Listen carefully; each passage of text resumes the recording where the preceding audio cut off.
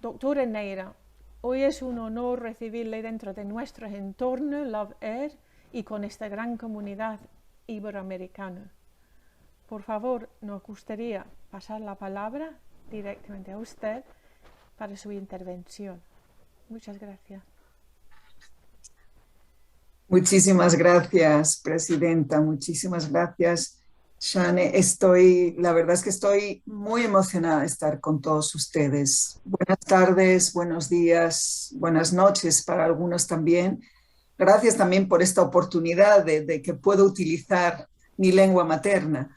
La verdad es que llega un momento que casi se me olvida, tengo que practicarla un poco más y me encanta cuando puedo tener la oportunidad de practicarla. Por cierto, enhorabuena por su perfectísimo español. Sí, seguro que lleva, en fin, lo habla perfectamente y es un placer oír a personas de otras nacionalidades unirse también a esta lengua nuestra. Muito bom dia, boa tarde, boa noite para os portugueses. Eu fico também, gostaria muitíssimo de falar em português, mas acho que não tem tradução simultânea, então a gente vai falar em espanhol. Mas para a próxima, talvez temos a oportunidade já de falar com vocês. Vuelvo de nuevo al español y a decirles las razones por las que estoy, la verdad, tan agradecida de que me hayan invitado y de tener la oportunidad de usar este tiempo que tenemos juntos para intentar encontrar maneras de unir nuestras fuerzas todavía un poco más, de movilizar todavía más estos movimientos y de ver cómo, lo que usted muy bien decía al inicio de su presentación, cómo vamos a levantar nuestra voz, ¿no? Cómo vamos a todavía sensibilizar más a los tomadores de decisiones, a nuestros gobiernos, de la importancia que tiene el aire. Me encanta su eslogan, me encanta el nombre de la fundación, porque Love Air me parece precioso, ¿no? El aire no solo tendríamos que amarlo, sino que tendría que ser algo tan básico, tan fundamental, que es muy triste que en el año 2021 tengamos que estar todavía mencionando la importancia del derecho a respirar aire limpio, del derecho a no tener que tragarnos todos los días este aire tan tóxico que el 90% de los ciudadanos del mundo están respirando. Déjenme empezar contándoles algo que es muy anecdótico, pero que creo que les va a gustar. A todas las COPs que voy de cambio climático, sabe que las cumbres del cambio climático siempre se representan con un globo terráqueo, con un planeta.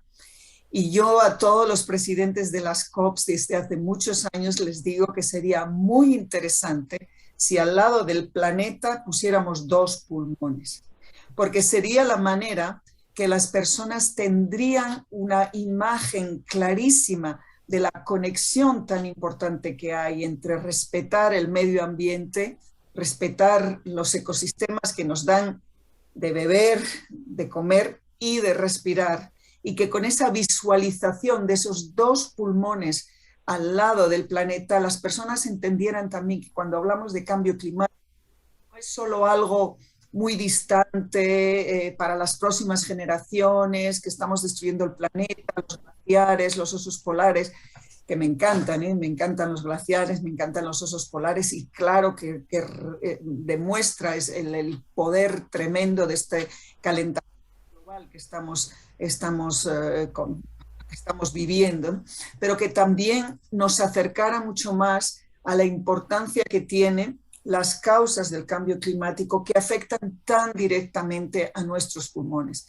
Antes de salir de Glasgow, de la cumbre del 26, he tenido la oportunidad de hablar con la persona que será el presidente. Bueno, no puedo decir el nombre porque no está confirmado todavía, pero parece que sí. La persona que será el presidente de la COP27 que se va a celebrar en Egipto, y le hice poner en su agenda, lo vi, lo subrayó en rojo, esta opción de que en todo el grafismo de la COP27 o incluso en el diseño de cuando hagan su eslogan, ojalá pongan, además de este planeta, que pusieran los dos pulmones. Porque todos decimos, uno de los eslóganes también del cambio climático es ese famoso de no hay planeta B.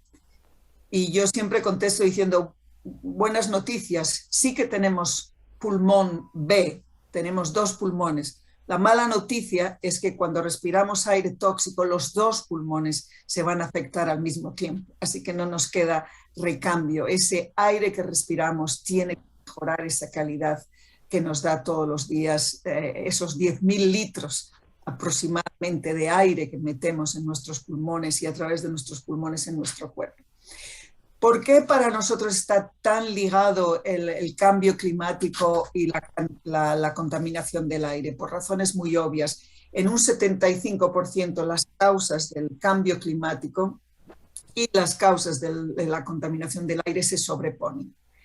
Se sobreponen porque se trata de la combustión de estos combustibles fósiles. Cuando quemamos estos combustibles fósiles para generar energía, estamos generando también humo, estamos generando también muchas sustancias tóxicas. ¿Y dónde acaban esas sustancias tóxicas? Bueno, calentando la atmósfera, generando parte de ese CO2, pero terminan también, lo que es más grave, en nuestros pulmones. Y de nuestros pulmones no se quedan ahí, tienen la mala costumbre de, al ser tan pequeñas, atravesar la barrera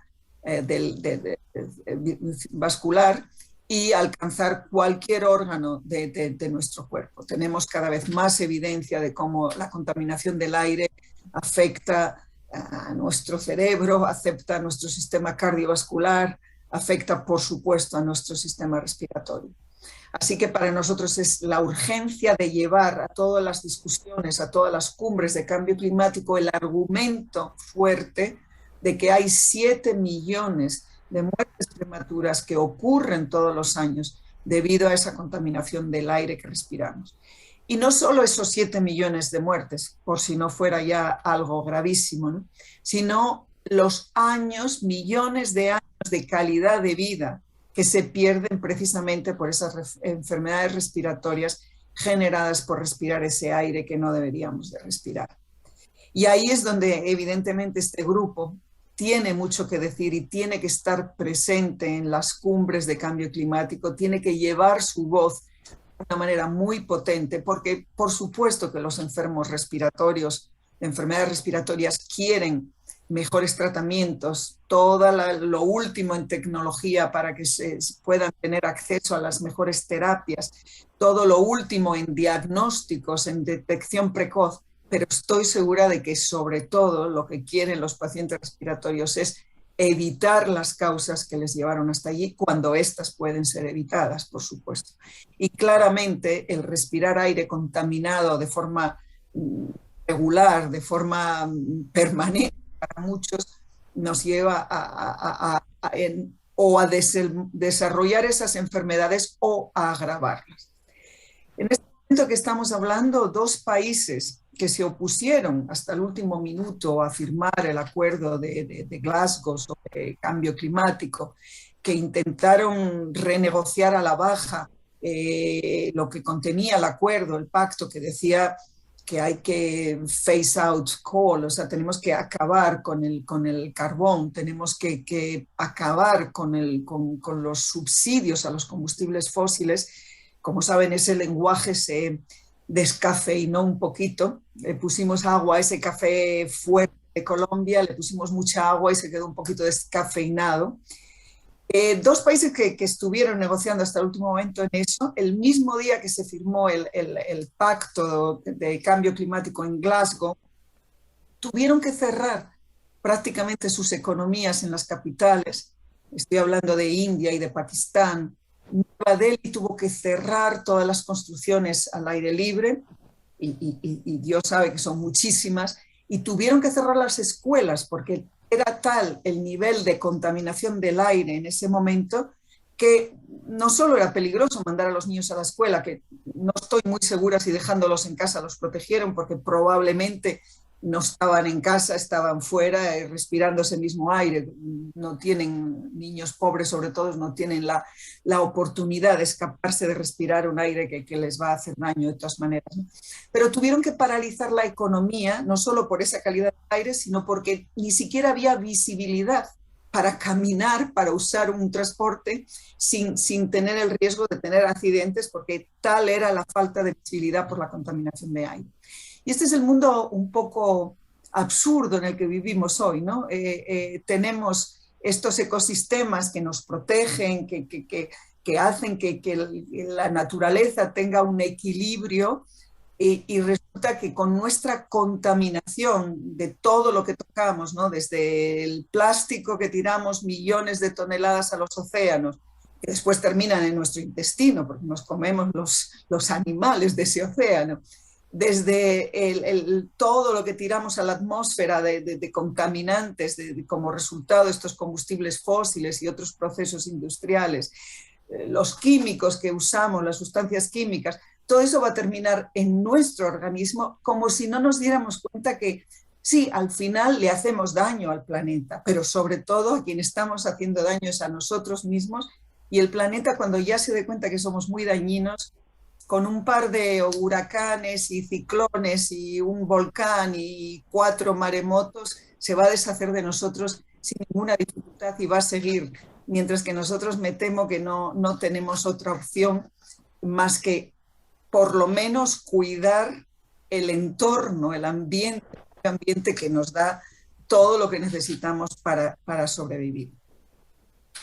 Este mundo absurdo necesita que el sector salud se una y empuje y haga oír su voz en lo que tiene que ser ahora, después del COVID, cuando por fin salgamos de esto del COVID-19, una recuperación saludable, verde y justa. Y todo esto no son deseos o idealismos gastados de ambientalistas trasnochados, un poco perdidos, ¿no? Estos son cuestiones muy básicas de salud pública, son cuestiones muy básicas de economía un poco más sostenible, de creación de empleo y de una transición que nos permita no tener una sociedad que marche a 2 velocidades, con muchos millones dejados de lado porque no pueden permitirse seguir el ritmo. Por eso, para nosotros, varias recomendaciones que hicimos en la COP y donde creo que su voz puede ser, por supuesto, unida a la nuestra. Llevamos un argumento salud para más acción en cambio climático a la COP26, que fue apoyado por 46 millones de profesionales sanitarios, y yo creo que ahora toca que se unan también las asociaciones de pacientes. La semana pasada he tenido la oportunidad en Madrid, precisamente, que había un Clean Air Forum, un foro de salud limpio de la Comisión Europea. He tenido la oportunidad de tratar con organizaciones de pacientes de enfermedades crónicas, sobre todo cardiovasculares, que están también muy interesados sobre todo el hecho de que la contaminación del aire haya sido reconocido como uno de los 5 factores de riesgo importantísimos de las enfermedades no transmisibles. Nos jugamos mucho en que se haga algo para luchar contra el cambio climático. Nos jugamos mucho en parar de destruir la naturaleza y los ecosistemas. Nos jugamos el reducir la vulnerabilidad frente a futuras pandemias. Estamos hoy afrontando un virus que en el fondo es el resultado de nuestro ataque a la naturaleza y que nos lo devuelve.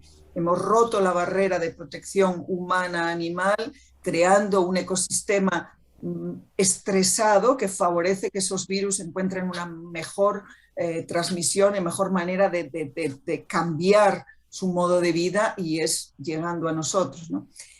Nos jugamos mucho en reducir, parar completamente o transicionar lo más rápido posible a usos de energías limpias, de energías renovables, y ahí tenemos que levantar nuestra voz también mucho, porque el uso de combustibles fósiles nos está literalmente matando o haciendo enfermar con enfermedades crónicas que además le cuestan mucho también a la sociedad. O sea que el argumento que tienen algunos de es muy costoso invertir en mitigación de cambio climático, eso es porque no han considerado en esa evaluación de coste el hecho de que nuestros sistemas sanitarios están ya pagando globalmente 5.000 billones cada año, o sea, 5 trillions, creo que son 5.000 billones al año, en los distintos sistemas sanitarios tratando enfermedades crónicas que van a requerir un coste, sin contar, por supuesto, el sufrimiento, la enfermedad y en algunos casos hasta la muerte.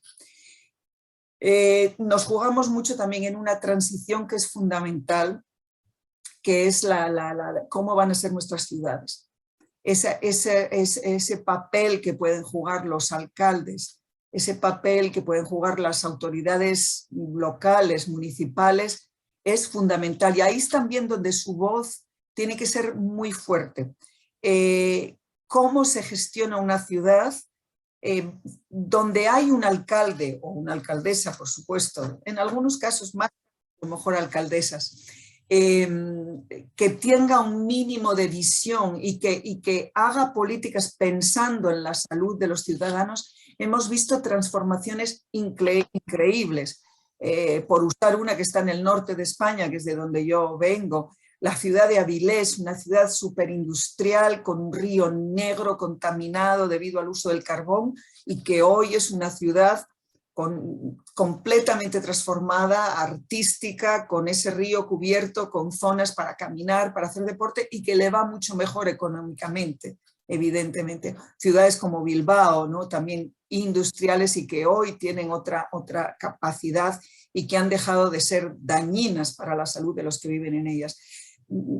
Muchos alcaldes en América Latina están haciendo grandes iniciativas para reducir el tráfico dentro de las ciudades y para promover una vida mucho más activa, menos sedentaria, tener más zonas verdes, y eso también los enfermos respiratorios lo aprecian, menos tráfico en las ciudades, ciudades menos congestionadas, ciudades más limpias, ciudades donde se respire mucho mejor, y eso tiene un resultado, un impacto en salud muy positivo. La otra transición que tenemos que hacer entre todos es a una alimentación sostenible desde el principio de la producción de alimentos hasta el final.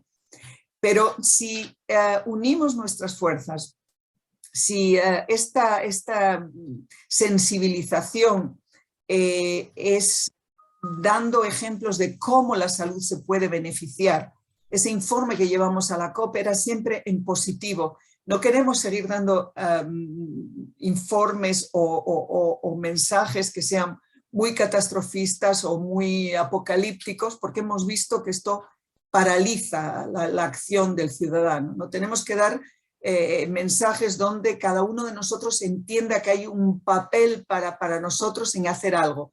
Seas un médico de una zona periférica, rural, aislada, o seas el director de la Organización Mundial de la Salud, o seas un paciente en una ciudad, o seas el presidente de una asociación, de una ONG, o seas una madre. Hay un grupo que a mí me da mucha esperanza todos los días, que son unos grupos que se formaron en Europa y seguro que en América Latina también hay, que se llaman Moms for Clean Air o Warriors for Clean Air, o sea, mamás por aire limpio, ¿no? El día que yo conocí a este grupo pensé, esto va a salir bien, porque el momento que las madres deciden que esto tiene que acabar porque está afectando la salud de sus hijos, eso es imparable. Nadie para una madre que lucha, bueno, y un padre, no quiero discriminar, pero casualmente el movimiento se llama Moms, mamás. Pero estoy segura que nada moviliza más a unos padres que la salud de su hijo. Así que yo creo eso me mantiene una gran esperanza. Y creo que en la próxima sesión van a tener a una gran amiga mía y una persona que además quiero mucho y respeto muchísimo, y que me alegro que ahora les haga contagioso lo que ella hizo en Inglaterra con la legislación y cómo cambió. Por supuesto estoy hablando de Rosamund Kissi-Debra. Espero que pueda estar con ustedes en la próxima sesión. He visto su nombre, no sé si está confirmada, pero es una campeona y una mujer que mueve montañas. Y esto es lo que creo que un movimiento como este que tenemos hoy aquí y que me han dado la oportunidad de dirigirme a ustedes es fantástico. Cualquier oportunidad que ustedes vean para que unamos fuerzas, para que la OMS pueda facilitar esa plataforma, para que se les oiga más, para que se unan a nuestras diferentes redes de movilización social, que participen en distintos eventos, estaremos encantadísimos. Creo que si unimos nuestras voces, el aire será no solo más limpio, sino más fácil de respirar, y el mundo será también más fácil de respirar y nos hará mucho mejor. Me paro aquí, encantada de responder a preguntas si es que tienen. Gracias. Bueno, muchísimas gracias, doctora Neira. La verdad es que ha contestado a muchas de las preguntas que tenía pensado para hoy. Seguramente todas las personas que nos acompañan hoy tendrán algunas preguntas. Yo solamente quisiera preguntarle específicamente una cosa. Trabajando con los profesionales sanitarios en el reconocimiento que la contaminación tiene un impacto en nuestra salud y la vulnerabilidad de personas que están afectadas por enfermedades respiratorias, ¿qué procesos o qué cambios tenemos que realizar para que esto realmente forme una parte del plan de cuidado, del tratamiento y de las consideraciones que tiene que tomar el médico para ayudarnos a prevenir o proteger mejor? Si nos puede orientar. Sí, la verdad es que es un tema fundamental. Cada vez más la voz de los profesionales sanitarios tiene que unirse a esta lucha contra la contaminación del aire y el cambio climático. Muchos de los profesionales sanitarios, y yo soy médico de formación y he trabajado también en hospitales, sé que nuestro enfoque normalmente va a la parte curativa, a la parte terapéutica, a la parte hospitalaria, y cada vez más tenemos que seguir haciendo, obviamente, el tratamiento de nuestros pacientes de la mejor manera posible, pero necesitamos también la voz de esos profesionales sanitarios. Cuando tratan a un niño que tiene asma a repetición, no puede simplemente darle un Ventolin y una serie de recomendaciones, tiene que entender también en qué ambiente vive y cómo, con qué autoridades hay que hablar para que esos factores de riesgo se reduzcan. Lo mismo con otro tipo de enfermedades debidas a una exposición pues a un tráfico congestionado o a sustancias químicas, procesos a lo mejor de personas que viven cerca de algunos producciones industriales. En fin, hay muchas razones por las cuales los profesionales sanitarios no pueden limitarse a prescribir tratamientos médicos, sino que tienen que prescribir también diferentes estilos de vida, cambiar las autoridades sanitarias, hablar con los alcaldes, crear grupos, usar las cadenas de radio, de televisión, de cualquier medio que tengan para realmente unir su voz a esta, ¿no? Yo creo que hay muchos que quieren vernos a los médicos dentro de los hospitales ocupados y callados, y yo creo que ocupados sí, callados no. Tenemos que cada vez más entrar en este tema de cambio climático, contaminación del aire y prevención de las enfermedades, pero prevención primaria, no solo secundaria, prevención de las causas de esas enfermedades y no solo de prevención secundaria, que la enfermedad ya está ahí y la detectas lo antes posible, ¿no? No es posible que haya 7 millones de muertos por contaminación del aire cada año y que los pediatras, los especialistas en medicina respiratoria no estén enfadadísimos y oyéndose su voz en todos los lados. Cada vez más tenemos estos movimientos de profesionales y estamos desarrollando también una red y estamos desarrollando un material de formación para ellos, porque es cierto que en nuestras escuelas de nuestras facultades de medicina nos enseñan a curar enfermedades, pero no nos dicen que hay que también hablar de energías renovables. Es cierto que la sociedad está cambiando y así como hace años, gracias a la profesión sanitaria, se avanzó muchísimo en alcantarillado, saneamiento y agua potable, porque si no, no había salud, y ahí fue el sector sanitario también el que hizo que una de las prioridades de los gobiernos fuera alcantarillado y acceso al agua potable. Bueno, pues ahora energías renovables y acceso al aire limpio. Creo que eso es fundamental. Me he olvidado de hablar antes, pero estoy segura que las conocen perfectamente, las nuevas líneas guías de calidad del aire que sacó la OMS hace unas semanas y que obviamente con esas espero que podamos empujar mucho también esta agenda. Y para ayudarnos en este proceso es importante que cada ciudadano puede tener información sobre la calidad de aire monitorizada por la tecnología en su entorno y que esta información sea disponible para el médico para la toma de decisiones. ¿Usted lo ve importante? Absolutamente, cada vez trabajamos más con alcaldes, como digo, y por supuesto que el monitoreo de la calidad del aire, la OMS tiene un sistema en nuestra página web, monitoreamos, creo que en este momento son más de 3.000 ciudades en el mundo, pero que cada alcalde o que cada municipalidad pueda tener la capacidad de decirle al ciudadano lo que está respirando cada día. Y además la OMS luego tiene el método que te permite estimar la mortalidad y morbilidad debido a esa calidad del aire. Fundamental, cada vez hay más capacidades globales con GIS y con métodos, por supuesto, de medir a nivel local. Fundamental que los ciudadanos sean conscientes y que los médicos cada vez lo usen más como argumento de que no puedo estar tratando a un paciente si luego están respirando esta porquería. Yo tenía una pregunta mientras vamos registrando, a ver qué tal, doctora, muchas gracias por estar. Es un gusto tenerla hoy acá, dando inicio a este evento, a este encuentro.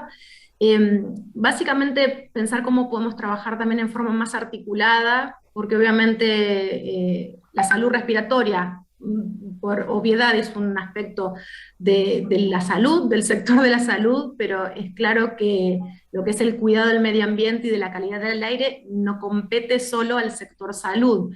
Entonces, ¿cómo podemos trabajar más intersectorialmente? ¿Qué propuestas podemos promover para que haya más conexión entre los sectores y trabajar más integralmente? Gracias, esa es una pregunta obviamente muy importante, ¿no? Y nos lleva a la parte fundamental, que es que para resolver el problema de la contaminación del aire o de la destrucción del medio ambiente hay que trabajar de forma intersectorial.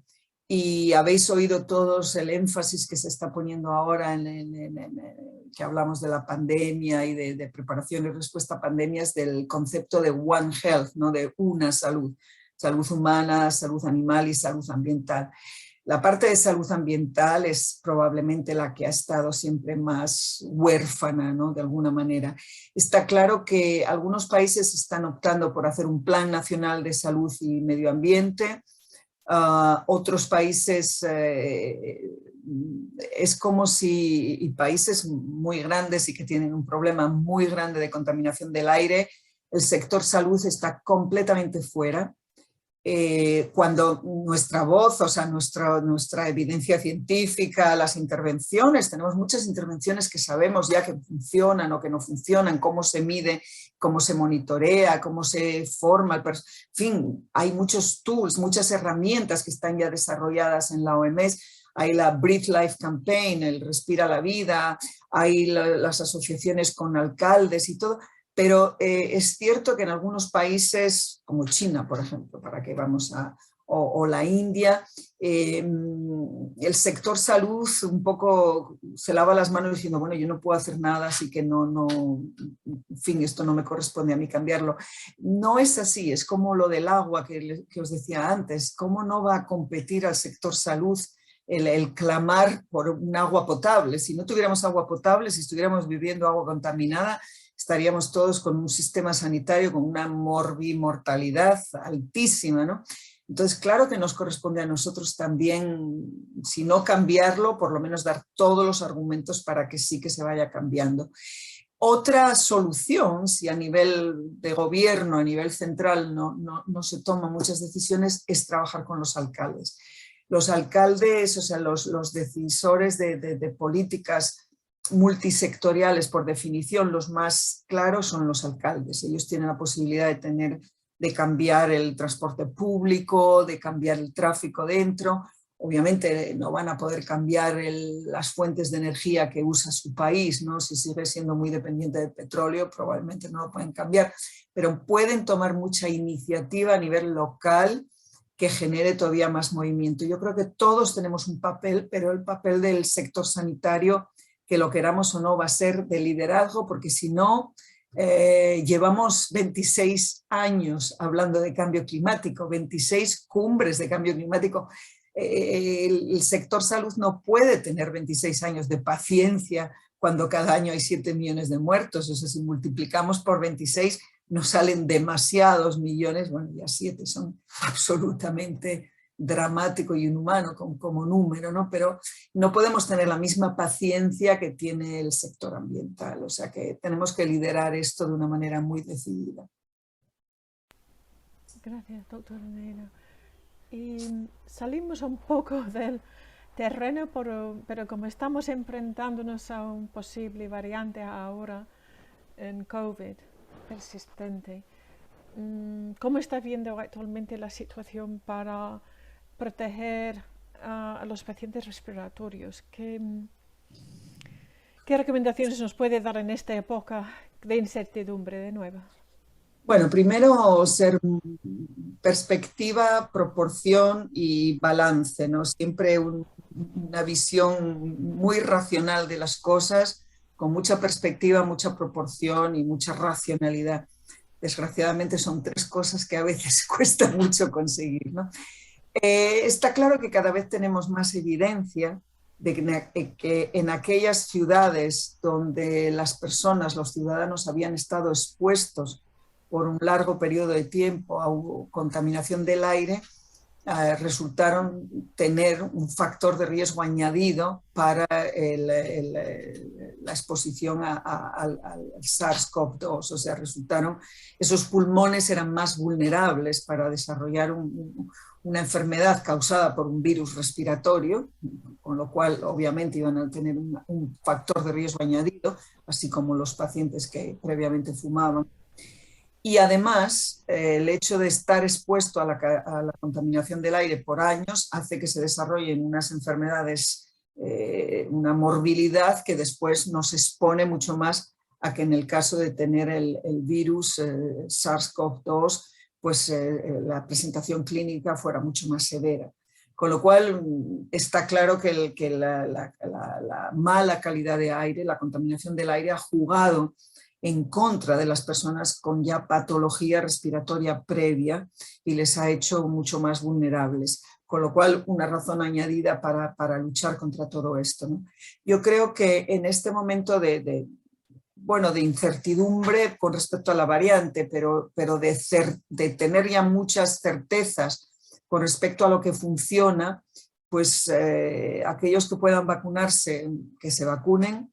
No es que la vacuna nos vaya a resolver todo el problema, pero sin la vacuna va a ser difícil salir de esta. Y insistir mucho en siempre que se pueda estar en espacios abiertos, porque la transmisión es mucho más difícil, y cuando estamos en espacios cerrados, concurridos y con contacto muy próximo, pues ahí la ventilación y las medidas de precaución son fundamentales. Hay que ver mucho el aire interior también, y estar en ambientes cerrados, sobre todo ahora que en esta parte del mundo va a hacer frío y son circunstancias donde por fiestas la gente va a estar en el interior mucho. Hay que asegurarse de que esa ventilación, de que esos lugares cerrados e interiores no vayan a convertirse en múltiples transmisores, y sobre todo para aquellas personas que ya tengan patologías previas, pues va a ser todavía mucho más difícil. Con lo cual, con esas sí que son certezas, o sea que yo creo que podemos apoyarnos en esas, y luego las incertezas pues iremos trabajando en ellas, iremos dando información, ojalá sin pánico y con serenidad en los próximos días o semanas.